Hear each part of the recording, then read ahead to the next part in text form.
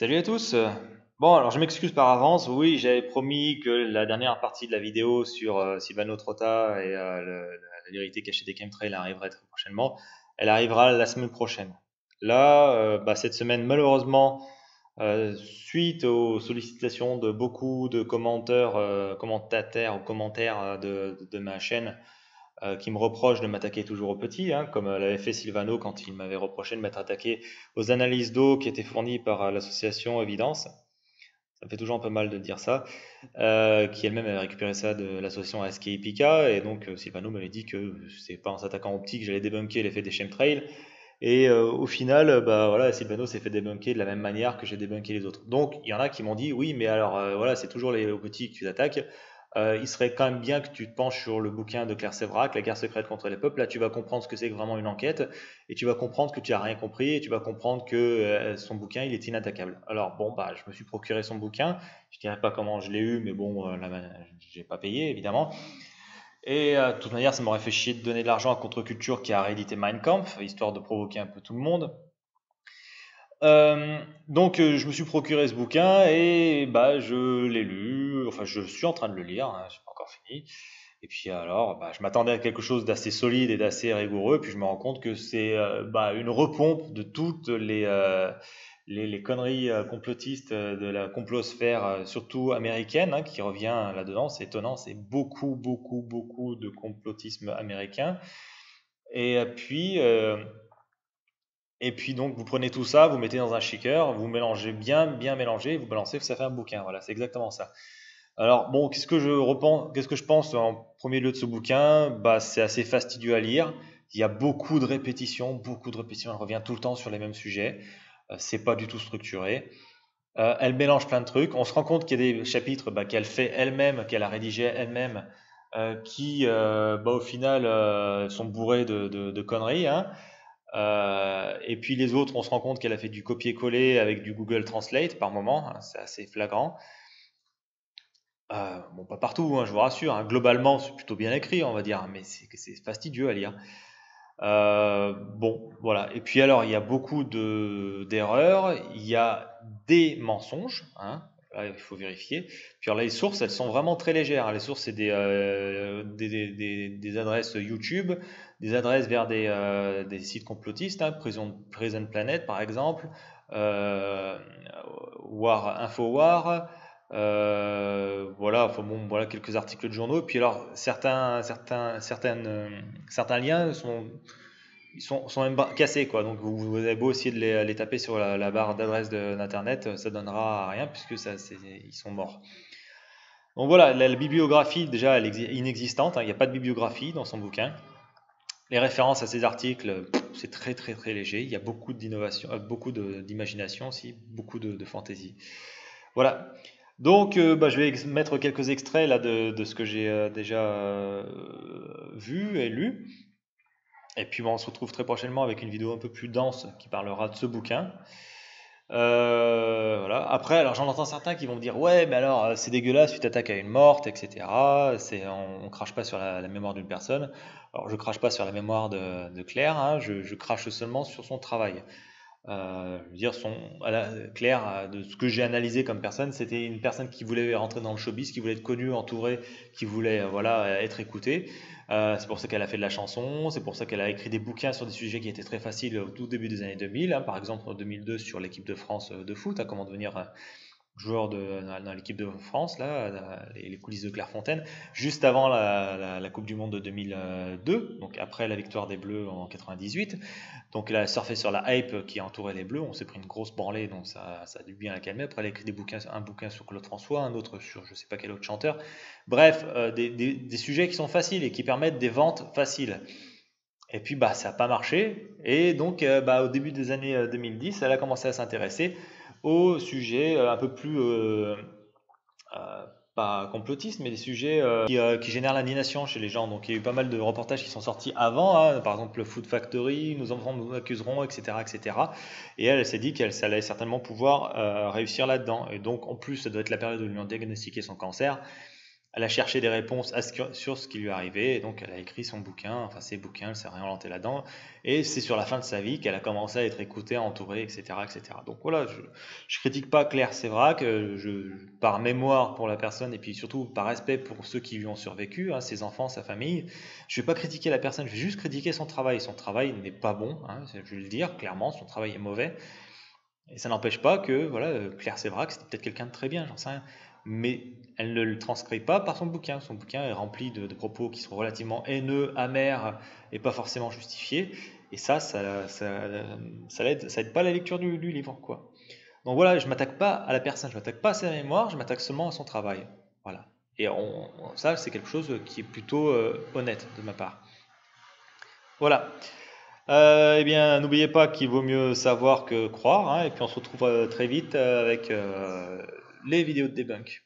À très bientôt.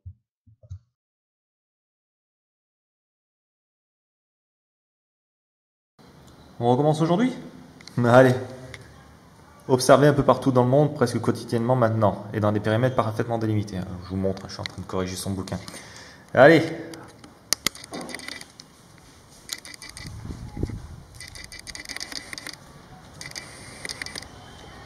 Ah, il y a quelques nuages. Hop. Je mets mes claquettes. On est le lendemain. Vous allez me dire quand même que c'est quand même pas de chance, hein.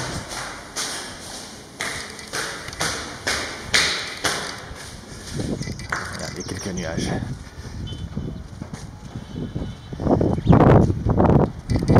Rendez-moi mes chemtrails. Je ne vois que des nuages normaux.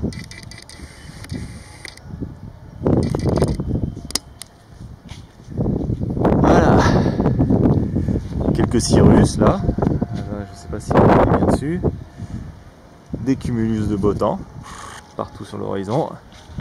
Voilà, encore quelques cirrus là-haut. Mais les grandes traînées, là, ce grand voile de nuages qui se connectent les uns aux autres et qui forment un couvercle blanc dégueulasse sur la... C'est où tout ça?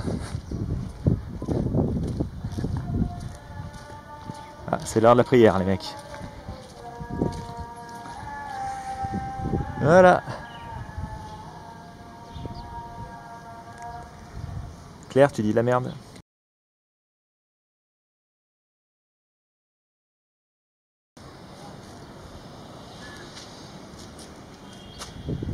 Voilà. Voilà les chemtrails. Voilà où ils sont, les putains de chemtrails. Où est-ce qu'ils sont? Qui a volé mes chemtrails? Qui me les a volés? Je vous le dis depuis des mois, hein, que ces gens vous racontent des bobards, ces gens, et Claire Sévrac en priorité, hein, cette personne, elle a soi-disant voyagé, tout ça, regardez, hein.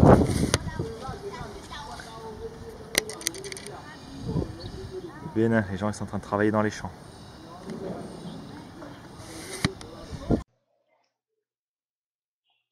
Voilà, une des conneries qu'elle dit, par exemple, là, en parlant de Monsanto, hein, Monsanto que je ne supporte absolument pas, hein, j'avais participé à des manifestations contre Monsanto en 2000 à Millau. Donc, voilà ce qu'elle dit. Tout comme ils l'ont fait avec les semences Roundup Ready, semences qui contiennent le pesticide qui tue toutes les autres plantes alentour quand ils ont sorti le pesticide du même nom. Alors, non, non, non. Les semences Roundup Ready, c'est des semences qui sont résistantes au Roundup. C'est-à-dire qu'on plante ces graines dans le sol et par-dessus, le paysan il peut balancer du Roundup. Donc, ça permet à votre blé, votre maïs et vos plantes de pousser et voilà, sans être impacté par le glyphosate. Voilà. Donc, non, non, les semences ne contiennent pas de Roundup, hein. C'est absolument con de dire ça. Voilà, Monsanto pousse l'arrogance jusqu'à pourchasser des gens qui font leur potager, a même écrit à Michelle Obama pour protester contre le fait qu'elle entretient un jardin potager bio. Monsanto n'a jamais pourchassé des gens qui font des potagers. Vous vous rendez compte du délire? Monsanto aurait des espions pour aller vérifier dans les jardins des particuliers, ou peut-être avec des drones ou j'en sais rien, et attaquerait les gens qui ont des potagers. C'est du délire, c'est n'importe quoi, je sais pas d'où elle sort ça. Bon, elle confond aussi les puces RFID avec des GPS, hein. Ah oui, j'aime bien ça. Le réchauffement climatique était une invention des Nations Unies pour créer un nouvel ordre mondial autoritaire sous son contrôle. Il s'oppose au capitalisme et à la liberté. et fait du catastrophisme environnemental un sujet quotidien pour parvenir à ses fins, écrit-il dans une tribune. Donc, en fait, Claire, elle est pour le capitalisme, hein, si on prend son truc, hein, capitalisme libéral. Voilà. Un peu plus loin aussi, elle dit voilà, la même étude sous la direction du professeur Chris Thomas montre que les changements climatiques entraînent, suivant les scénarios, la perte de 15 à 37% des espèces vivantes d'ici 2050, soit un rythme dépassant très largement l'échelle des temps géologiques, ce qui annonce la 7e crise d'extinction massive des espèces que la Terre ait connue. Donc, on ne sait pas, là, dans son bouquin, à un coup, elle dénonce le changement climatique en disant que le changement climatique d'origine anthropique, c'est du pipeau. Et là, elle est en train de nous dire que le changement climatique va être responsable de 15 à 37% de la perte de 15 à 37% des espèces vivantes d'ici 2050. Voilà. Oui, donc déjà, en plus, elle se plante dans les dates, hein. Dan rappelle que cela s'est produit plusieurs fois dans l'histoire de l'humanité. Il y a 255 millions d'années, alors que non, c'est 252 millions d'années pour la crise du Périmien, et 55 millions d'années, par exemple, et non, c'est 66 millions d'années pour la crise KT. Voilà, elle ne sait pas. Ah oui, elle confond la couche d'ozone avec les gaz à effet de serre. Ah oui, elle dit aussi que les études prouvent aussi que 20% des rayons solaires n'atteignent plus la planète. Est-ce que vous vous rendez compte de ce que ça veut dire? Ça veut dire que depuis qu'on fait des épandages aériens, il y a 20% des rayons du soleil qui ne nous atteignent plus. Je veux dire, c'est comme si on déplaçait Paris à Oslo en Norvège, ou bien... voilà, c'est le même délire. Ah oui, depuis combien de temps n'avez-vous pas vu de vrais orages avec des éclairs et des coups de tonnerre? Je suis désolé, moi j'en ai vu il y a une semaine. Alors j'aime bien les traductions, hein. Des fois elle s'est même pas emmerdée, elle a fait du Google Translate. Par exemple ici, que les fibres de morgelon et les fibres d'argent ont très probablement été fabriquées selon les mêmes spécifications. Quand elle parle des fibres d'argent, elle fait référence à des fibres de couleur bleue et rouge qu'on retrouve dans des billets, dans les billets de dollars. Voilà, les fibres d'argent, hein. Voilà, en fait, des pseudo-cheveux apparus avec la maladie et qui ne contiennent pas de noyau, alors que ceux du corps humain, eux, en contiennent. On parle de quel noyau? Noyau d'abricot ou bien le noyau cellulaire? Ou bien ils veulent parler de bulbe du cheveu. Ah, c'est pareil, c'est une traduction foireuse. Ah oui, la peau des victimes de la maladie des morgelons suinte de mystérieuses fibres identifiées comme de la cellulose. Alors je vous rappelle que dans les laboratoires où ces fameuses fibres ont été analysées, des laboratoires médicaux, ils n'ont rien trouvé à dire que si ce n'était que des morceaux de fibres de tissu, hein. Je rappelle que souvent le tissu qu'on porte c'est soit de la laine, soit du coton, et le coton c'est de la cellulose. Alors bon, voilà. J'aime bien cellulose polymère qui n'est ni fabriquée ni digérée par le corps humain et qui est par contre bien citée parmi les puissances contenues dans les brevets d'épandage. Évidemment, les brevets, elles ne donnent jamais les références, hein. Voilà. Si les références qu'elles donnent, c'est des liens vers des sites internet complotistes, hein. Ça peut être Infowars, ça peut être, je sais pas qu'est-ce qu'il y a d'autre comme autre site internet qu'elle cite. Enfin bref, voilà, ou des vidéos YouTube. Les articles scientifiques, je crois qu'il doit y en avoir 4 ou 5 dans tout le bouquin. Voilà, les fils fournis par les patients n'ont rien montré d'anormal, se composaient de coton ou d'autres matières susceptibles d'être présentes dans les vêtements. Voilà, hein. Et puis plus bas, hein, identifié comme de la cellulose. Bah oui, le coton c'est de la cellulose. Alors, docteur Hildegard Stalinger, si vous cherchez cette personne, elle vend des cures pour soigner la maladie des morgelons, hein. Donc des consultations par téléphone à 350 $, des cures à 1500 $, je ne sais plus quoi. Vous pouvez aller chercher un Hildegard Stalinger. Voilà. Et elle a fortement conseillé de ne pas utiliser le MMS pour se soigner contre les morgelons, en se disant que le MMS soigne 98% des maladies. Mais bon, visiblement, vu qu'ils n'ont pas le brevet sur la vente de MMS, ils ne vont pas le vendre. Mais par contre, eux, ils vendent des produits pour se détoxifier le corps, hein, à base d'argent colloïdal. C'est génial, hein. Ah oui, oui, alors là, donc là, elle nous parle aussi de la glande pinéale. Je vous dis, hein, ce bouquin, c'est un condensé de la complosphère actuelle. Vous prenez tous les complots que vous trouvez sur YouTube, vous foutez ça dans un shaker, tac tac tac, vous secouez, et vous dégueulez sur du papier, et ça vous donne ce bouquin. Alors, donc, la glande pinéale, voilà, donc elle contient l'essence divine, tout le merdier, là, c'est du mysticisme, tout ça. Et donc, après, elle dit que la régulation du cycle menstruel d'après les phases de la Lune, ou la capacité d'orientation des hirondelles au cours de leur migration. Non, non, non, désolé, non. Non, Ça n'a jamais été prouvé que la glande pinéale rentrait dans les cycles de migration des oiseaux. C'est complètement con. Il y aurait éventuellement des cristaux de magnétite qui se trouveraient à la base du bec, au niveau de la cire. Hein. La cire, c'est cette espèce de truc qui entoure les narines des pigeons, hein, ou des rapaces. Et ça serait peut-être ça qui permettrait aux oiseaux de se repérer par rapport au champ magnétique de la Terre, mais absolument pas la glande pinéale.